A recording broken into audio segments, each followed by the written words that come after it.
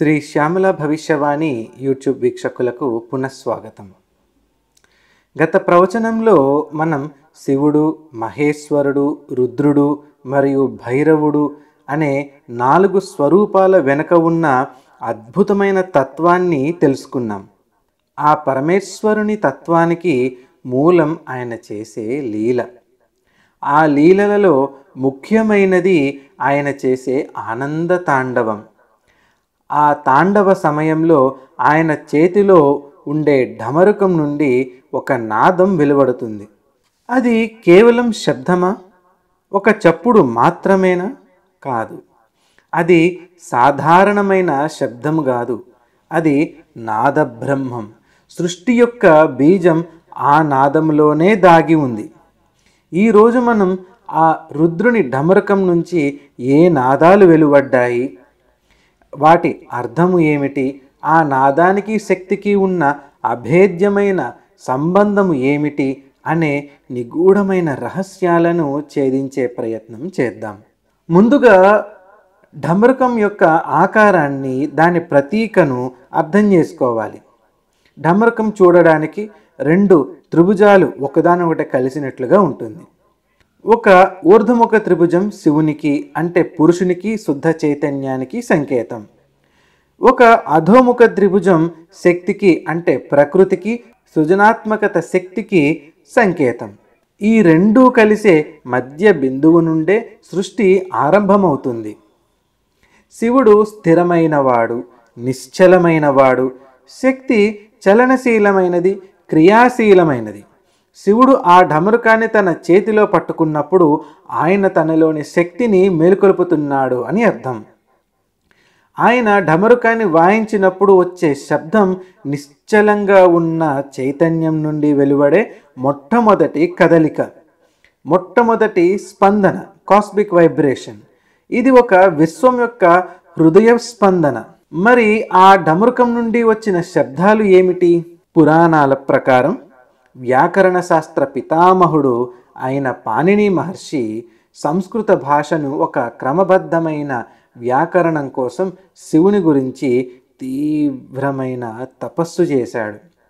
ఆయన తపస్సుకు మెచ్చిన పరమేశ్వరుడు ఆనంద తాండవం చేసి ఆ నృత్యం చివరిలో తన ఢమరుకాన్ని 14 సార్లు వాయించాడు.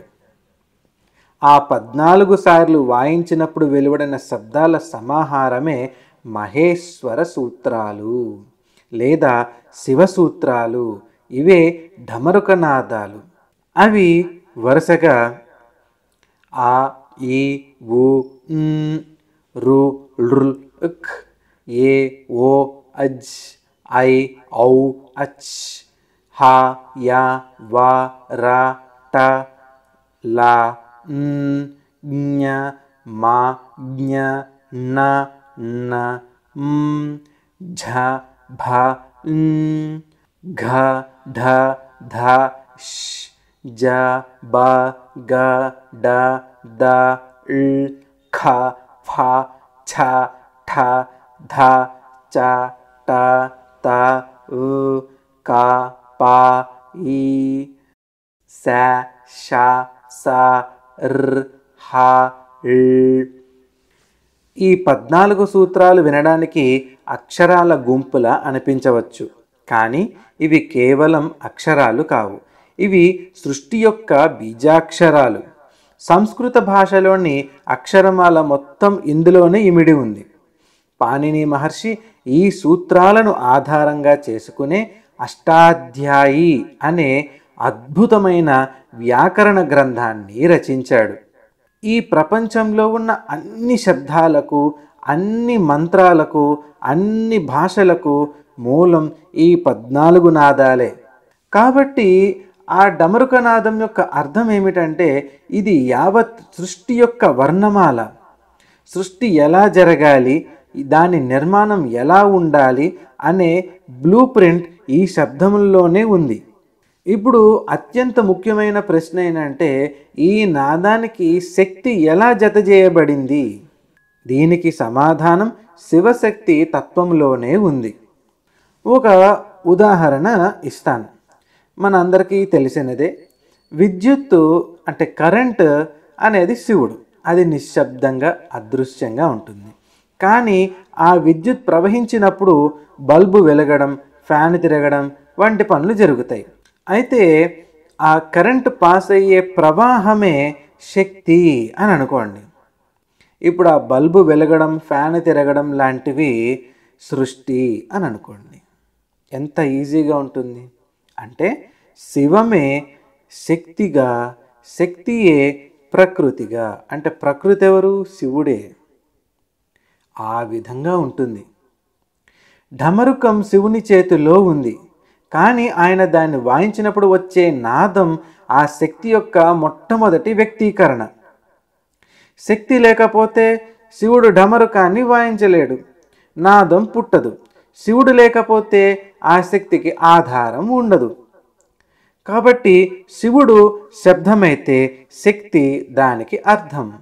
ఆ ఢమరుకనాదం శివుని నుంచి పుట్టినా అది శక్తి స్వరూపమే. అందుకే దానిని శబ్దబ్రహ్మం అంటారు. అంటే శబ్ద రూపంలో ఉన్న పరబ్రహ్మం. ప్రతి మంత్రము శక్తివంతమైనదే అని ఎందుకంటారు?